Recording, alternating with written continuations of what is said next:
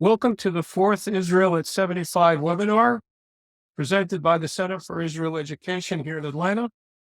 The webinar is part of a series of extensive explorations we're doing this year to look at Israel at 75. The center dedicates its work to promoting Israel learning and the underlying concept that Israel's presence is integral and vital to modern Jewish and non-Jewish histories. CIA separates itself from others in the learning space because we are dedicated to using sources, text documents, and insightful analyses like the ones we'll have today from Ghaith, al-Omari, and Asher Susser. I'm Ken Stein, the president of the Center for Israel Education and an emeritus professor at Emory. By turning 75 years old this spring, we're using the opportunity to explore all aspects of modern Israel and its origins and its relationships with its neighbors. Our previous three webinars focused on the U.S.-Israel relationship, the critical 1945 to 49 period, and the evolution of Israeli culture. Today, we take a look at a topic that is even more in the news today, as we find that Secretary of State Blinken is in Israel and King Abdullah of Jordan finds himself in Washington. We want to take a look at the Israeli-Jordan relationship over 75 years and perhaps going back even further to the 20s and 30s when Emir Abdullah and the Jewish Agency first connected on a matter of common issues. We are fortunate today to have Ghaith al-Omari, a senior fellow at the Washington Institute's Irvin Levy program. The Washington Institute is the premier Washington think tank that informs the general public and Washington decision makers about American foreign policy in the Middle East. Ghaith is a former executive director of the American Task Force on Palestine.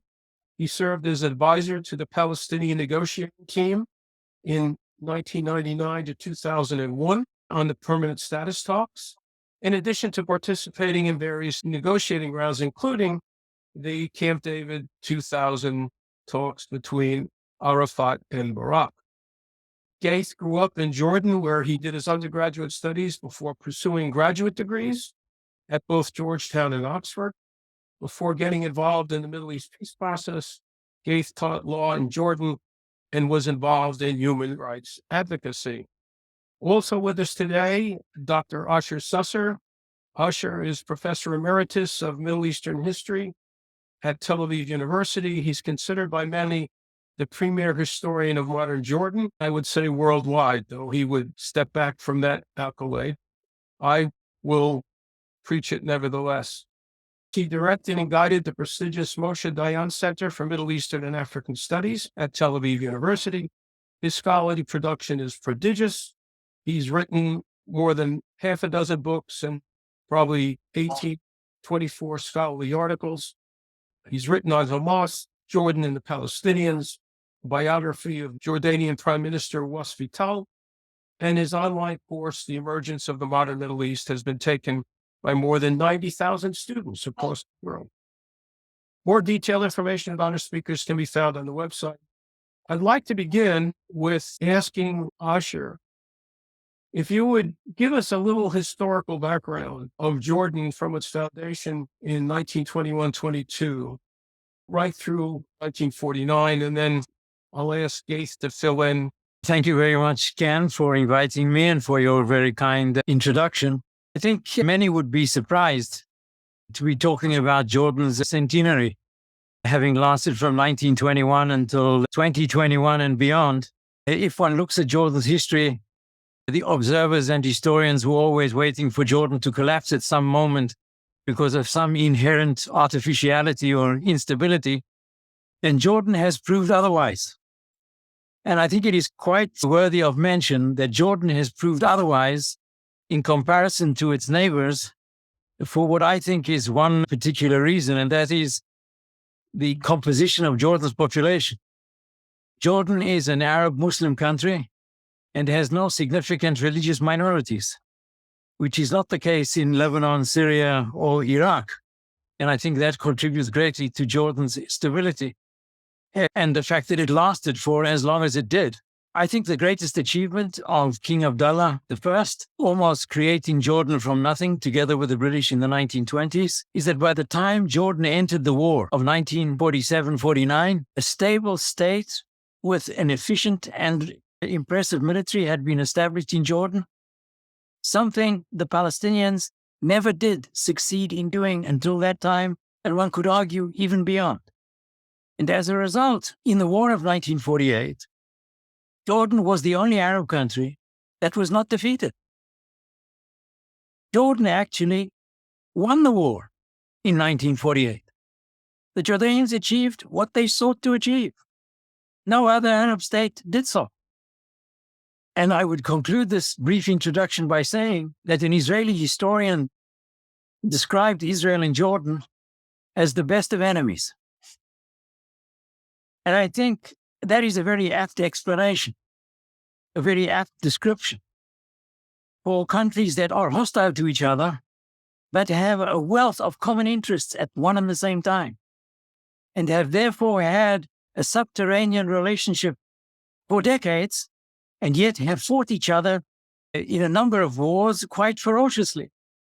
So it is an extraordinary relationship which has contributed to the stability and longevity of both of these countries in a sense of common cause, but also with considerable conflict at one and the same time. You grew up in Jordan. What was the sense of identity to the state? You grew up in what decade?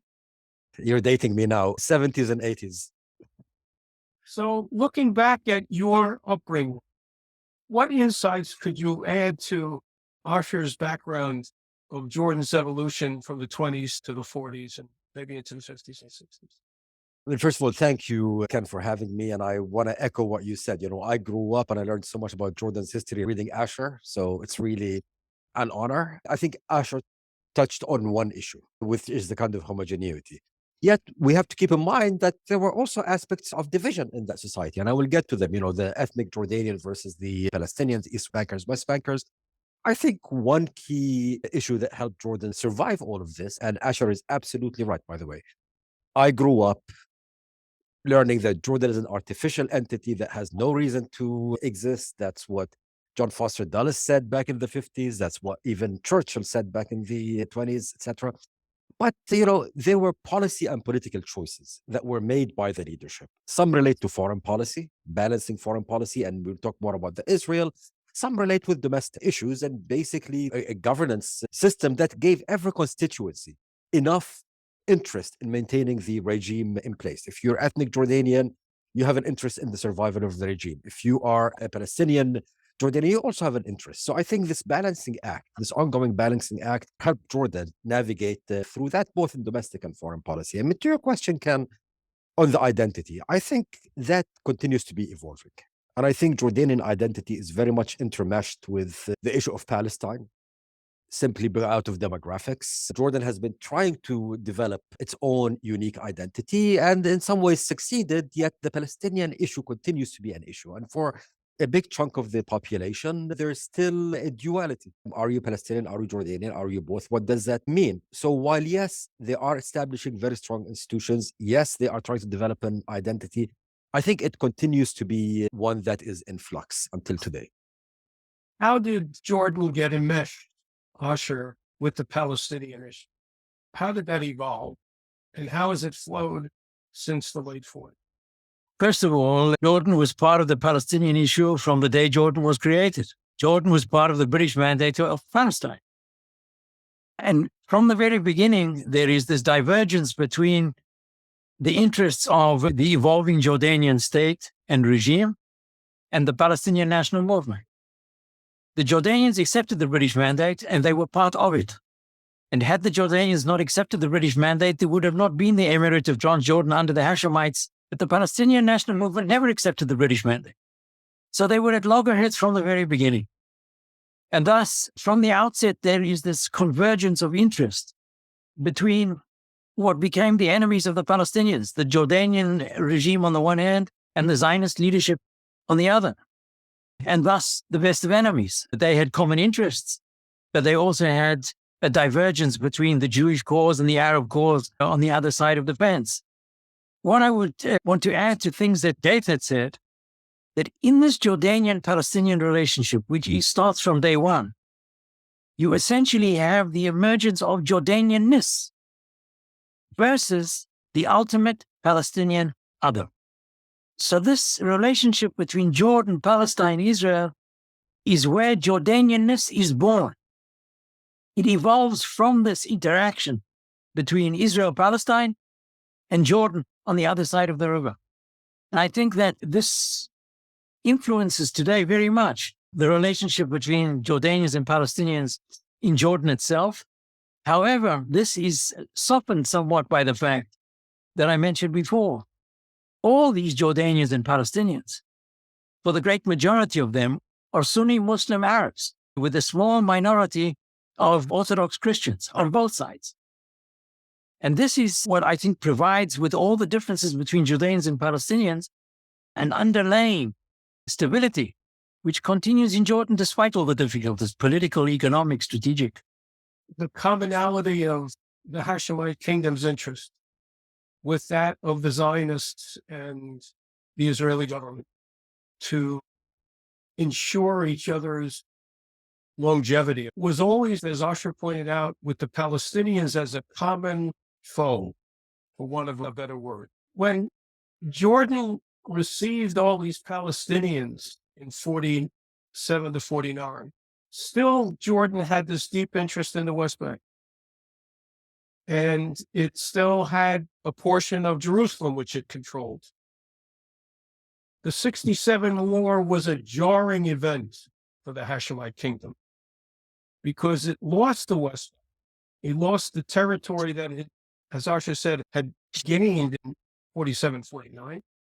And it also lost this terribly important Islamic symbol for them, namely Jerusalem. How did King Hussein navigate the loss of the West Bank and Jerusalem and still sustain the focus on Jordan state? Difficult question. But let me just maybe start with commenting on something that Asher said. We always think of the tribal East Bankers as the kind of backbone of the Hashemite regime. It's worth noting, though, that until 1948, the tribes were very restive. And the tribes were actually part of the biggest kind of threat to the Hashemite regime. So in many ways, the influx of Palestinians and the kind of post-1948 did help gel a Jordanian identity. And, in the Jordanian view towards the Palestinians, I think Jordan both viewed Palestinian nationalism as one of the key threats, and hence the term foe that was used, yet often looked at the Palestinian population as an integral part of what they aspired to have Jordan be. For both Abdullah the First and Hussein, they always saw Jordan as we know it today as too small and wanted to expand. And that's why in 1949, I believe, Jordan annexed the West Bank. So you've always had this duality. Now, in 1967, two things happened. First of all, yes, there was a loss of land, particularly when it comes to the loss of Jerusalem. And the way that Jordan dealt with it is it maintained the position that Jordan in international law is the owner, is the sovereign on this territory. So that never caused Jordan to drop its claims on the West Bank. But 1967 also saw the emergence of Palestinian national movement, particularly Fatah, and then Fatah taken over the PLO. And that crystallized the clash and challenge between Jordanian government and the Palestinian national movement. Until then, Jordan was flirting with Fatah and the PLO, partly trying to contain them, partly trying to use them against Nasser's aspirations of kind of using the Palestinian movement. I think 1967 was a moment of clarity. And while Jordan had not dropped the claims to the West Bank until 1988, and until today, there are vestiges of Jordanian equities in Jerusalem. I think 67 primarily crystallized the Jordanian-Palestinian tension at the national level. One small footnote here, the fact that Jordan had ongoing relations with Israel despite the war enabled Jordan to maintain a role in Jerusalem with Israeli acquiescence after 67. Jordan also received more Palestinian refugees as a result of the 67 war. And We know there was a large exodus of Palestinians who were working in the Gulf after Saddam invaded Kuwait and Arafat encouraged invasion. And Gulf states said, well, if that's what the PLO wants, we don't necessarily want you here. I think that's a pretty simplistic way of putting it. But the point was another 350,000 Palestinians come again to Jordan. In other words, Palestinians see Jordan as a refuge, as a place where they have relatives there. They've been sending money back home, remittances. Palestinian identity gave birth to the notion that Jordan is Palestine. It was used by Israeli leaders in the 80s, if not sooner. What did that mean to the Jordanians? That maybe their future was in doubt because the Palestinian issue might have to be solved, or might be solved on the East Bank. First of all, I would say that we have to take into consideration that 1967 was also the end of an era in Arab politics, in the sense that it symbolized the strategic defeat of the pan-Arab movement led by Abdel Nasser. Until 1967, we're talking about Arab nationalism and pan-Arabism as being quite dominant in the Arab political lexicon, and therefore the willingness of the Jordanians to absorb the Palestinians as part of Hashemite Arabness. After 1967, with the decline of Arab nationalism, you have the emphasis of particular territorial nationalisms, including the Palestinians. And therefore, what the Jordanians were trying to do by Jordanizing the Palestinians from 1948 to 1967, after 1967 began to look like a threat. That is, the Palestinians posing not a potential addition to Jordan by becoming part of Jordan, but as Palestinians threatening the Jordanianness of Jordan. And that was an acceleration of the particular Jordanian identity, and also what essentially led to Black September in 1970. Would you explain Black September, please? Black September is this civil war between the Jordanian government and the Jordanian military and the armed forces of the PLO, who had collected in Jordan after the 67 war to fight Israel from Jordan. Unable to do so from the West Bank, they did so from Jordan. And eventually they built up a state within a state of Palestinian forces that controlled numerous parts of Jordan that even the king of Jordan couldn't enter. In 1970, the Jordanians put an end to this duality, which is a turning point in the history of the Palestinians, which is another story. But it's definitely a turning point in the evolution of the Jordanian national identity versus the Palestinian other. You mentioned refugees who came to Jordan from the West Bank in 1967 and from Kuwait in the early 90s. But remember, all these Palestinians were by then already Jordanian citizens. Those who came from the West Bank were Jordanian citizens from 1948. And those who came from Kuwait went from Jordan as Jordanian citizens to work in the Gulf and came back as Jordanians. They were not foreigners to Jordan and were therefore entitled to all rights immediately, which is something that the Jordanians were not entirely happy with. But that is the fact of life. What has become extremely troubling for the Jordanians is this inability to absorb the Palestinians and to Jordanize them. The fact that after 1967, Palestinian identity was reinforced by the Israeli occupation created a situation where there are those, this definitely started amongst the Israeli right, who wanted the West Bank for themselves, to argue that Jordan is Palestine. And that if you can establish Palestine in Jordan, the Israelis can have the West Bank also. This became a major threat and still is, in the eyes of the Jordanians, a major threat to their being. There's a term in Arabic for this, the alternative homeland. The Arabs say al-Watan al-Badil. That is, Jordan will be the alternative homeland for Palestine. This is the major concern that the Jordanians have until this day. This was supposed to have been resolved by the peace with Israel, but it wasn't. Because the peace with Israel did not result in the creation of a Palestinian state. On the other side, in the West Bank, Jordan has an interest today for the creation of a Palestinian state in the West Bank and Gaza, probably more urgently than anybody else, including the Palestinians. Because for the Jordanians, it is extremely important to let everybody know that Palestine is on the other side of the river. and therefore the non-existence of a Palestinian state, and the fact that Israel is not pursuing the creation of a Palestinian state, is the major disappointment that the Jordanians have from the peace treaty. But what they expected to happen, the reinforcement of Jordan as a stable state on the East Bank, didn't happen, and still bothers them immensely. We'll talk more about Jerusalem, I'm sure, later, but I'll just say one thing about Jerusalem. For King Abdullah, Jerusalem is not what it was for King Hussein. King Hussein lost Jerusalem. King Abdullah was 5 years old when that happened. I don't think he has the same emotional attachment to Jerusalem. For King Abdullah, it's not about the Hashemites, and it's not about the ambitions of the Hashemite dynasty. It's about national security of the Hashemite kingdom.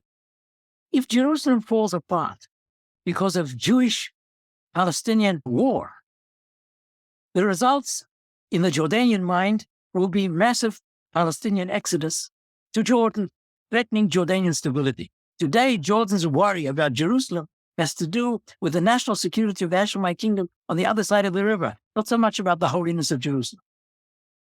As I mentioned in the outset, I think the idea of a Jordanian identity being settled once and for all is dependent on a two-state solution. And that's why for the Jordanians, as Asher said, they are, to my mind, the only country right now that has a sense of urgency or dealing with this issue seriously, because they understand until that happens, you're not going to resolve the domestic issue. Look, in terms of the fear of the Palestinians and the alternative homeland, first of all, I mean, let's go back to 1970, to Black September, and put it in context. That was a time when each and every one of Jordan's neighbors, with the exception of Israel, had aspirations to basically gobble up Jordan. Black September was actually a case in point. You had, on the one hand, the PLO, which, by the way, at that point was pushing the idea of Jordan, Palestine in a different way. You know, this was the Vietnam War, and this is where Amman is the Hanoi of the Middle East. The road to Jerusalem goes through Amman. You know, everyone has their own road to Jerusalem, etc. But at the same time, Black September, we had the Iraqi military contingent that was in Jordan that basically was going to mobilize to topple the Hashemites.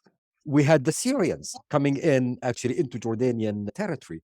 And that is the best of enemies, the frenemies, whatever you want to call it, came into a place as well, where the US basically told Israel to go and buzz the Syrians, prompting Assad, who was then at the head of the Air Force, not to engage. But I'm putting this in a context. The Jordanian concerns at that point were a product of a time where they really felt, and for good reason, that they were seen as the lowest hanging fruit for any revolutionary regime out there, certainly among their neighbors. One thing that I would say, though, what was interesting is that Jordan always tried to create some degree of separation with the way that they deal with Palestinian political institutions, PLO, Fatah, the different Front for the Liberation of Palestine on the one hand, and maintaining a degree of engagement with Palestinians. As Asher said, they are Jordanians. Jordan is the only Arab country that gave Palestinian refugees citizenship, by the way, in contravention of an Arab League resolution, almost led to the expulsion of Jordan from the Arab League. Because again, as we look at foreign policy, there was also a domestic management component of this. And the management is you want to make sure that every component of your society has a stake in your survival. And frankly, you become the fulcrum as the Hashemite family of this particular balance. That kind of explained why, in addition to citizenship, Jordan was, as it fought a civil war against the PLO, and of course, the Palestinian population did suffer, especially in the 70s, at the same time maintained a degree of at least basic standard of living and acceptance in society that is very different from the Palestinian experience in Syria, Lebanon, Egypt, Iraq, elsewhere. In July of 1988, King Hussein made a speech. He essentially said, we are disassociating ourselves from the West Bank. We still have an interest in Jerusalem. He made the statement a year after the first Palestinian uprising evolved, the Intifada. What was his motivation, and what did he hope to achieve after being so dramatically involved with the West Bank and Jerusalem for his entire life? What were the tea leaves? What was he seeing foreign policy-wise? For one thing, he had realized at that point that his aspirations are not going to be met. I mean, this followed soon after a failed peace negotiation that he held with Shimon Peres. At that time, I think he was foreign minister. Shamir was prime minister. They reached what seemed like a good deal that was then killed by Shamir. So on the one hand, he had at that point realized that Israel is not going to be supportive of his aspirations in the West Bank. At the same time, what the Intifada did was really not maybe the first few months, but as it went on, it really cemented the idea that the Palestinian political identity has really evolved and developed and crystallized, had cemented the idea that the PLO, especially under Fatah, is the political address for that. We're hearing murmurings of US PLO engagement, so the PLO was also being mainstreamed in the international community. So I think it was a case of acknowledging reality, cutting your losses, and basically dissociating and trying, as I think you mentioned, Ken, to keep the one jewel in the crown, and that is Jerusalem. That said, I think Hussein personally was never at peace with his political decision. He made the political decision because he understood he had no other options. But you can see from memoirs and from interviews with him till the end of his life that he still, every now and then, tried to come in. We saw it, for example, after the assassination attempt of Khalid Mash'al in Jordan, etc. He always had eyes in ways that, as I think Asha mentioned, Abdullah II does not have. Abdullah II really thinks of Jordan within Jordan's borders. Hussein and Abdullah I always thought of Jordan as almost a jumping stone towards a bigger regional role, and with the West Bank being kind of the first step in that direction. The disengagement speech that Hussein made in 1988 was long in gestation, starting after 1970, after Black September. There was a segment within the Jordanian elite who were pressuring Hussein for a long time to disengage from the West Bank, who felt that the West Bank was just trouble for Jordan. And Hussein was very reluctant, as Ghaith said, to do so. But then comes the Intifada. And the Intifada is this nightmare scenario from the Jordanian point of view. Here is this massive clash between the Israelis and the Palestinians. The fear that the Israelis may push the Palestinians out. The fear that the Israelis may say that Jordan is Palestine. A main theme in Hussein's disengagement speech. And the reason to disengage is to tell everybody that Jordan is not Palestine. Forget it. Jordan is Jordan and Palestine is Palestine. And the solution for Palestine is on the other side of the river to be made with the Palestinians, including the PLO. Here is an element that I would just add and conclude with that the Israelis, I don't think, fully understood at first. Hussein did not mean in the disengagement speech that I don't count anymore. He was not saying speak to the PLO and not to me. He was saying speak also to the PLO and not only to me. I cannot deliver. You must include the PLO. That did not mean disclude me. And when Oslo arrived, Hussein was shocked, completely bewildered by what the Israelis had done behind his back. He was used to doing things against the Palestinians with the Israelis behind the Palestinians' back. Now the Israelis seem to be doing it to him. And shortly after Oslo, there was a meeting between Rabin and Hussein. Oslo was 1993, and it was the agreement between the Israelis and the Palestinians that the Palestinians would be able to control some portions of the land west of the Jordan River.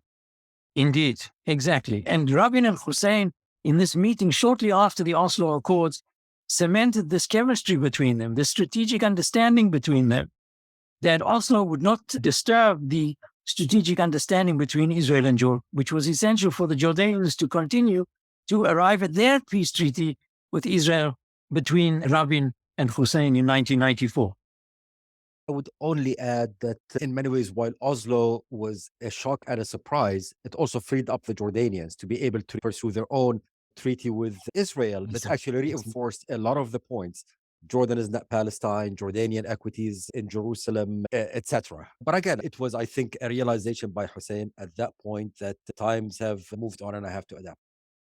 As a footnote, basically referred earlier that the Israelis would deter the Syrians from intervening in Jordan in the 1970 conflict with the Palestinians. And it was Richard Nixon who actually invited him into the cabinet to have a discussion with the U.S. government on what Israel could do to be sure that Jordan would not suffer from a Syrian intervention. And Rabin, of course, was Israel's ambassador to Washington. So you take 1970 and you put it back into 1973, 74, when they come again, these two, gray-haired gentlemen who understood pragmatism probably as well as any two individuals did in Israeli-Palestinian politics. They understood the art of what was possible. They also understood what was necessary. I'd like both of you to comment on one point about Jordanian history, and that was in 1991. The Jordanians issued something called a national charter. What was the purpose? This comes after the disengagement in 1988. The elections in 1989 that were the first elections held only on the East Bank and without the West Bank since the 1940s, when Jordan was an independent state just on the East Bank. And in the elections in 1989, the Islamists did extremely well. And they won about 40% of the seats, and the Jordanian regime was very surprised. The national charter is the answer. The effort to coalesce what the Jordanians called the sense of belonging to the Jordanian state of Jordanians and Palestinians on the East Bank, coming after the disengagement and the success of the Islamists in the elections in 1989. So this was part of the building of the Jordanian identity, with all the internal contradictions. That is, saying on the one hand that there is this Jordanian specificity, and on the other hand that the Jordanians and the Palestinians are essentially one people united as the great Jordanian family, as the king used to like to say. So that essentially is what the charter was. It was a document that had, I would say, great importance in the early 90s, but gradually has faded into the historical background, and no one really relates to it anymore. It's not only the Palestinian component that was, and the peace with Israel, etc., that was part of the charter. I mean, to a large extent, the charter was a response to basically probably the most disruptive episode in Jordan's history. In 1989, I believe, there was actually similar to what we had just a couple of weeks ago, but on larger scale. You've had the dinar, the Jordanian currency, devalued, led to socioeconomic issues. We started seeing demonstrations in the tribal areas, south, north, etc., led to opening up the political space. There were so many moving pieces. There was a disengagement, there was domestic issues, there was a reintroduction. There was the whole issue that Asher mentioned. It's not only that the Islamists won. I think the Islamists have also started changing the way they were doing politics. Traditionally in Jordan, there was an unwritten understanding between the Islamists and the regime that the Islamists are allowed to operate, often as, at least in the 40s and 50s, as a counterweight to the communists, as long as they stay away from national security foreign policy. We started seeing in the early 90s, the Islamists actually pushing these boundaries, the Muslim Brotherhood specifically pushing these boundaries. All of these things together led to the National Charter, by the way, which was, again, a tool to manage a particular moment and almost to move forward. Footnote, we can still see the Jordanian regime, government, the establishment, using similar tools. A couple of years ago, we had two major national efforts, one to create political modernization, one to create economic modernization. Very much, if you start seeing a sense of public unrest, form a committee and try to have it as inclusive as possible, to basically as a way to vent some of these domestic frustrations. We spent a lot of time talking about the issues inside Jordan, the matter of the Palestinians and the West Bank. What keeps these two countries strategically tied? You just mentioned the Islamists. What are the other common concerns any Jordanian leader and any Israeli leader would have to face because these two countries have a 300-mile border that they share? Let me maybe just take it a step back. Look, the nature of the threats evolves. At some time, it was the pan-Arabists. Now it is Islamists, Iran, etc. I think what's even deeper than this is an understanding from both ruling regimes that the other country is a strategic asset for the core survival and the core strategic interest of this. For Israel, and maybe Asher can speak more about this, Jordan is basically a buffer and a security partner in preserving the longest border. For Jordan, Israel, for all of the wars and all of the fights they've had, is the one country that actually has never sought a regime change in that country, unlike all of the other neighbors at one point or another in history. This foundation, by ongoing relations between the militaries and intelligence establishments that predate even the peace treaty. Talk to any Jordanian or Israeli who worked on that border, and they will tell you the interaction they had when supposedly were not having any interactions. These two components, I think, kept the relationship together and allowed it to kind of shift again, address to the different threats as the threats evolved and morphed. The one concern that I have today, and I'm hearing in Jordan a lot as I talk to the Jordanians, is if we start seeing a shift in Israel, the Jordanist Palestine popping up again, frankly, with members of the current government, the lack of trust that the Jordanians have in Bibi, we start seeing that one pillar, the pillar of strategic trust that managed to move them, start eroding. And the one pillar that's keeping the relationship right now is the mill to mill, intel to intel. And that can only take you so far. And this is, again, I hear this when I talk to Jordanian military officials, when I talk to even Israeli military officials. They both say, look, we cannot be the ones doing the political heavy lifting.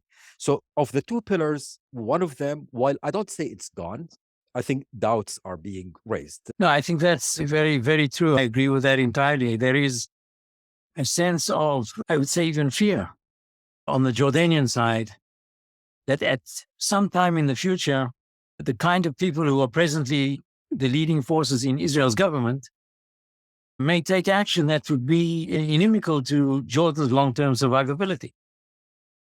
The idea of annexation, for example, in the West Bank, the idea of a one-state reality. This is all nightmarish for the Jordanians. Because the Jordanians say if there's a one-state reality and the Jews become a minority west of the river, there will be those on the outer right who presently sit in Israel's government who may wish to push the Palestinians out. And this is an erosion of the basic trust that underlies the peace treaty. The kind of trust that exists between Hussein and Rabin doesn't exist between Abdullah and Netanyahu, nowhere near it. That is a weakness in the relationship today, which is quite serious. It was relaxed somewhat under the previous government here in Israel, but it's all now with Netanyahu back in the driving seat and with the most ultra-right-wing coalition in Israel's history, I think very troubling for the Jordanians. One thing about the strategic commonality, Jordan is strategically important and supported by numerous parties, including Israel, because of where it is. Jordan sits in the heart of the Fertile Crescent, of the Arab East. If Jordan goes under, the kind of regional turmoil that will emerge is nightmarish for just about everyone in the region and beyond. And this is a major, major interest that Israel still has in the stability, survivability of Jordan under this present regime. Just a footnote and a story. In August 1960, the Prime Minister of Jordan was assassinated by agents who came from Syria, which was then the United Arab Republic. The Jordanians sought revenge against the Syrians.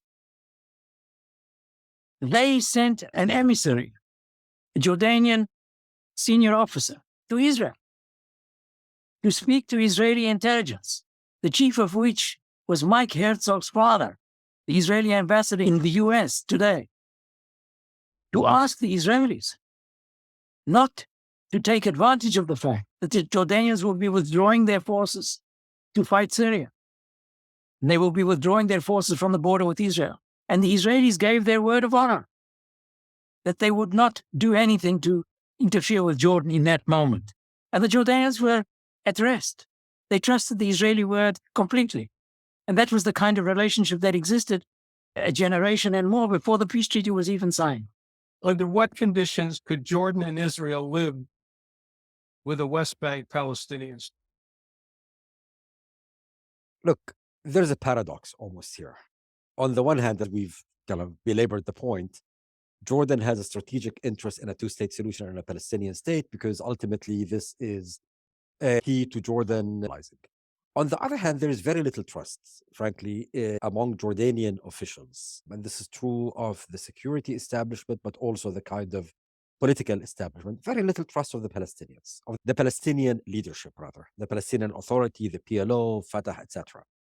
Jordan helped train, for example, the Palestinian security forces. And when I talk to some Jordanian security folks, let's say they don't speak about it in glowing terms. They don't look at Abbas today as someone who has Jordanian interest at heart, etc. So the Jordanians, on the one hand, want a two-state solution because it is strategically important. On the other hand, they're very worried. And I can tell you, I felt this when I was a Palestinian negotiator.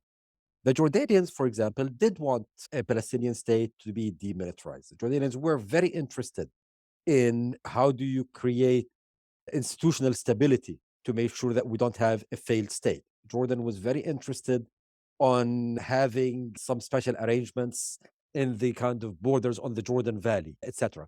So I think Jordan wants a two-state solution, wants a Palestinian state, but it wants the state to be done in a way that doesn't impact Jordan's primary interest, particularly when it comes to security, and in ways that does not create a failed Palestinian state, because a political vacuum in the West Bank will ultimately either suck Jordan in or explode in Jordan's face. Actually, what are the prerogatives that Israel could live with the West Bank Palestine? I think that Israel, for its own long-term self-interest, to be a Jewish and democratic state requires that there be a Palestinian state in the West Bank. And I think, yeah, Jordan and Israel have, in theory, the long-term similar interest in that there should be a Palestinian state in the West Bank. The problem is that neither the Jordanians nor the Israelis really trust the Palestinians to create a state that they can live with.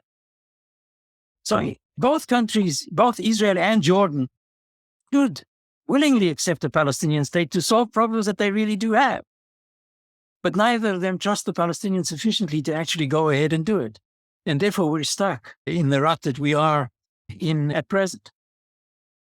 Several years ago, Martin Hindman wrote an article. I'd written something previously about trusteeship, something that would allow the evolution, but not the immediate establishment of a state, that would see the institutions evolve, civic responsibility emerge. You know, there's nothing in politics that you can't fix if you're creative enough. Is there any reason to believe that Jordan and Israel and the international community could manage that forward? I can tell you the sentiment that I'm hearing from Jordan, and I've been hearing it for years now. We don't want to touch this. You break it, you own it. Goes bad on your watch, you're stuck with the problem. There is a real deep concern that ultimately, if Jordan is dragged in, then Israel would dump the problem on the Jordanians. And by the way, as a Jordanian security official once said to me, can you imagine the footage of Jordanian soldiers shooting at Palestinians at the Kasbah, old city of Nablus, how this is going to play politically in Jordan? I think for all of the above, while Jordan, I think, might be certainly interested in looking for creative solutions, it does not want to be leading these solutions because ultimately they're afraid that they might end up being stuck with the problem. Another small footnote here is this is not only mistrust of Israel, and it is there, but also, frankly, mistrust of some of the other Arabs. A few years ago, Jordan was basically delegated informally by what we called at that point the Arab Quartet, Jordan, Egypt, UAE, and Saudi, to go and talk to Abbas about issues of succession, etc. At a certain point, the Jordanians pulled back because they realized they could not really trust some of the other Arabs, not to kind of stab them in the back or leave them. So the Jordanians are very, very worried about any engagement for how Israel will react, how other Arabs will react, and how it will play in their own Jordanian domestic one. But I think there would be certainly interest in seeing what other arrangements can be done to kind of stabilize things, particularly in today's environment where we are seeing an almost collapse in the West Bank. I think that is very true. The Jordanians have a management problem. They have a vested interest in the future of Palestine, but they don't want to be sucked into the process where they are held responsible for the results of the negotiation. So they want influence on the negotiation, but they don't want to be held responsible for it. And it's almost impossible to find the right balance between these competing interests. We have one question which remains outstanding. What did Jordan hope to get in the 1948 war? What were Jordan's objectives? First of all, to make sure that there wasn't a Palestinian state. which would have been led at that time by Haj Amin al-Husseini, the leader of the Palestinian National Movement, who for Abdallah was his nemesis. And here, the Israeli leadership, the Jewish agency, and then the government of Israel merged with the Jordanians with similar interest on the end result.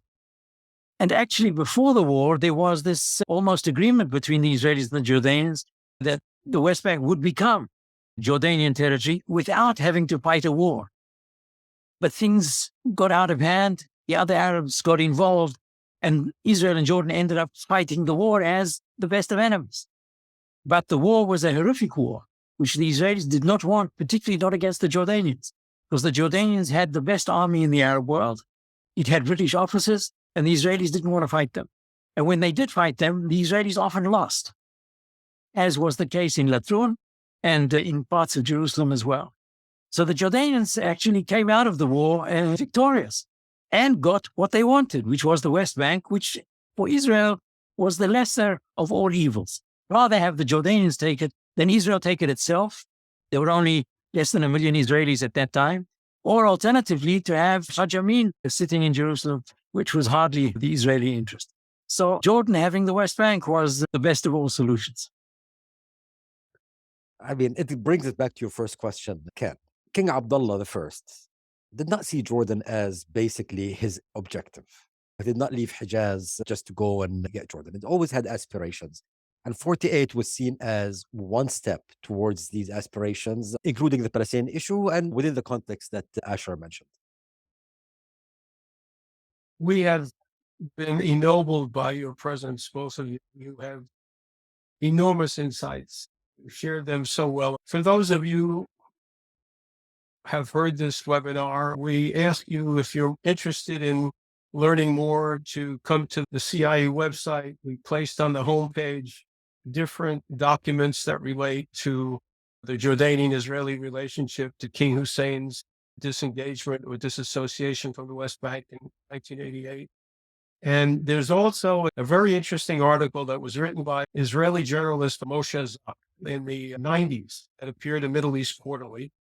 And he reveals a lot of the detail of the Jordanian-Israeli clandestine negotiations that took place. It's a fascinating piece of scholarship. Ghaith, Asher, we're indebted to you for your time, for your insights, for your expertise, and for sharing it so easily with all of us.